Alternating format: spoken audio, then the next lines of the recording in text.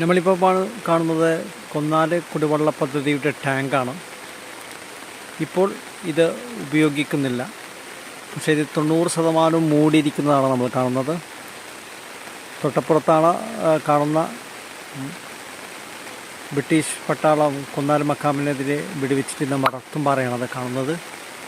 അവിടെ നിന്നായിരുന്നു ബ്രിട്ടീഷുകാർ ഇങ്ങോട്ട് വെടിയുതിർത്തിരുന്നത്. പക്ഷേ അവിടെ ടാങ്ക് നിർമ്മാണത്തിന് വേണ്ടി പാറ പൊട്ടിച്ചിരിക്കുന്നത് നമുക്ക് കാണാം. ചാലിയാർ പുഴ ഇപ്പോൾ വെള്ളം കുറച്ചിറങ്ങിയിരിക്കുകയാണ്.